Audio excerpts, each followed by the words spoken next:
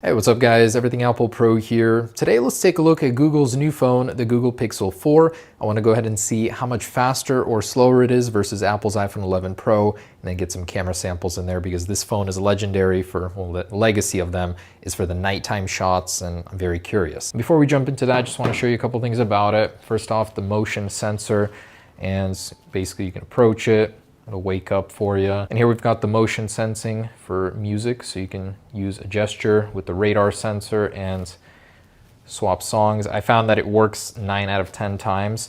The further away you get, obviously it's not gonna work, so you gotta be fairly close in there. Live transcribe works fairly well. Привет, как дела? Меня зовут Все Яблоко Профессионал. That translated it fairly well. The Google Pixel 4, looking a little dated with the Snapdragon 855, a full generation behind Apple's A13. It doesn't even have the Snapdragon 855 Plus, although that would require additional cooling. The advantage it holds is 2 additional gigabytes of RAM, so we'll see how that reflects in round 2, where we have to keep more applications open. Now this is running a day-to-day real-world speed test, a bunch of applications you might find throughout your day, and seeing which one finishes or completes the test first. Now one thing I noticed about the iPhone this time around, since my last iPhone 11 Pro versus 10s versus 10 speed test, is that the applications seem more optimized, things are smoother, running better, and the iPhone has had a few software updates since. So it's on iOS 13.1.3 now, and things are looking really, really good. And there's 2 things I'd like to note about the Pixel. So for one, the display. In a bright environment, outdoors, or under these bright lights, it's not as bright. It doesn't look as good in max brightness versus the iPhone. And as we know, the 11 Pro does have the world's best display, named by DisplayMate. So they could have done better there, although the 90 Hertz I'd say makes up for that. That's a trade-off I'd take any day to have that on the iPhone. 2, why does it have an old processor? The Snapdragon 855 is not the newest and the most current. I know that the 855 Plus draws more power, and these don't have the largest batteries, but even with the 90 Hertz display on after running this test, the battery performed fairly well. Anyways, back to the test. So the iPhone is leaps and bounds ahead of the Google Pixel 4, already finishing up the test with our 4K video editing portion. At this point, the iPhone is already finishing up the 4K video export, all while the Google Pixel is still several applications behind. The Apple A13 is truly a marvel of modern engineering. Finished up with a round 1 time of 2 minutes and 8 seconds, and just now the Google Pixel is getting to the 4K video export. Although this is one area where the Google Pixel did surprise me, it had a ridiculously fast export time, better than any other smartphone that I've seen with this clip. So props to them on that. It handled the export very well, but it finished with a round 1 time of 2 minutes and 53 seconds. So here's the big difference between the two.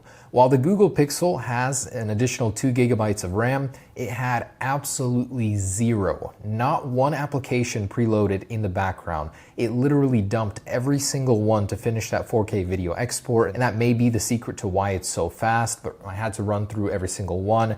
Not even the last application was preloaded. It's ridiculous. So there's some sort of optimization going on where it dumps every app in the background, and that's quite unusual to see with a smartphone with more RAM. And this is where it became quite clear to me that the iPhone has had some optimizations since it first launched. As in my first speed test on an earlier version of iOS 13, almost none of the applications were open, but everything since Minecraft was in this version of the test. Props to Apple for doing that. Maybe we'll see something of the sort on the Pixel, as it is still a brand new device, but I'm very disappointed. Its RAM management was whack and completely ineffective compared to the iPhone with its inferior 4 gigabytes. You never know when you'll need your phone in a pinch. After it dies and there's a serial killer chasing you, this is the ultimate test of that. In 3, 2, 1, and attempting to start them up at the same time here. Android 10 on the left, iOS 13.1.3 on the right. And this one does not have any carrier labels, no screens like that. And wow, just like that, it starts up way, way faster than iOS. So I'm liking this. Android stripped down is such a unique experience, so much better than anything Huawei or Samsung offer. And there it is on the iPhone, so a little bit slower there. And I just want to give a shout out to Google. The amount of refinements the Pixel has gone through software-wise, I really feel it. Like using the Mate 30, even the Note 10, it does not offer this level of refinement. I love the gestures, everything is snappy, everything feels great. And I want to test the individual app speed here on a couple applications. So generally though, both were pretty quick. Snapchat, 1, 2, a little bit faster there on the Pixel. Instagram, 1, 2. just a smidge faster on the Pixel. Camera app 1, 2, and this one is ready to take pictures sooner. iPhone not far behind. Photoshop, and the iPhone loaded this one faster. And rendering the same image here, 10K, and the iPhone loads that one faster. So for general app launching, some of the smaller stuff, it looks like the Pixel loads those sooner. Heavier stuff, the iPhone. And let's take a look at the Geekbench scores. So this is using Geekbench 5 and the new calculations. Oh wow, that's actually kind of sad. Why is this so low? So that's the Snapdragon 855, the non-plus variant. Unusually low score even for that processor. And 6 gigabytes of RAM, so we've got double, more than double in the single core. And that impressive Apple A13 gives us a 3,366 on the multi. So next up, let's get an Antutu benchmark going. And just for fun, seeing how hot these devices get, the iPhone 11 Pro reaches a scalding 107 degrees on its hottest point, actually 107.4, so about the same. There are the Antutu results. Snapdragon 855 already a little long in the tooth. It is time for the 865. Next up, let's test Google's Face Unlock versus Face ID, and I want to test something funny out. So this will unlock with your eyes closed, and yeah, it does. So if you're sleeping and your girlfriend is curious and wants to get in there, she could do that. If you're dead at your funeral, they can lift it up to your face and it will unlock. Okay, let's test speed-wise here. So 1, 2, 3. Oh, wow. So yeah, quite a difference there. Animation-wise, Apple's got a way longer drawn-out animation. 1, 2, 3. Both are quick. Apple's, of course, is more secure. And one more thing I'd like to commend Google on with the Pixel 4 is adapting a 90 hertz display. It's smoother. You know, it's everything I've ever wanted out of an iPhone display, and supposedly we're getting it in 2020 with a 120 hertz display potentially on the iPhone, but it's so great. I mean, everything is so smooth, launching your applications. It's just a pleasure to use this phone, and going back to the iPhone, there's a very noticeable difference. Now, what I'm most interested about with the Google Pixel is, of course, the nighttime capabilities. The Pixel line is notorious for it, being able to take good pictures with night sight. So let's see, 1, 2, 3. It is a separate mode, not automatic like on the iPhone 11 Pro. So if you don't go into that mode, you will not get the same great picture.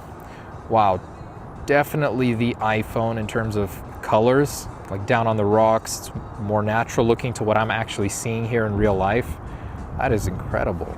Okay, and this is nighttime video here in my home city.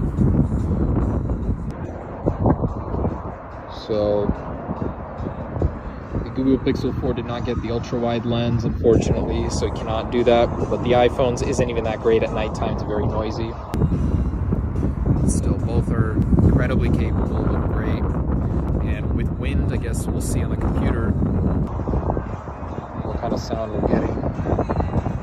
Both very watchable, what I'm seeing. Great. These are the undisputed kings of nighttime photography. The Google Pixel has long been known for its night sight feature, and the iPhone 11 Pro with its night mode really caught up and even surpassed the Google Pixel in some areas. Now, depending on the lighting and the situation where the lighting is coming from, the skin tones would sometimes look better on the Pixel, sometimes on the 11 Pro, but both looked fantastic. I noticed that the Google Pixel was a lot cooler. It didn't always reflect the actual colors of what I was seeing. Some objects would be displayed differently, but you know, you really can't go wrong with either one. It's such a small difference between the two. And some daytime footage, 4K with this beautiful autumn foliage. So there's one concern I had with the Pixel. Notice this. When I shift to a more green environment, notice how cold the picture gets. And then going to orange, everything lightens up, vivid, more bright, and then it's cold. I don't understand why it does that transition, but it's definitely noticeable. Look at the green leaves, how blue they get as soon as I pan downwards. So there's some sort of color correction issue. I have faith that Google will fix that. Otherwise, in 4K, both look fantastic. You know, in daytime, most modern smartphones are gonna look good. The true test here was in the dark, and both did really well. Personally, I like the iPhone colors a bit more realistic, but in the daytime, both look great. Of course, Google's legendary support with the app looks fantastic, very easy to use. Somehow, though, Apple one-upped them in the ease of use of how the night mode works. But no complaints to either one. It's up to you. Let me know which one you think looks better in the comments.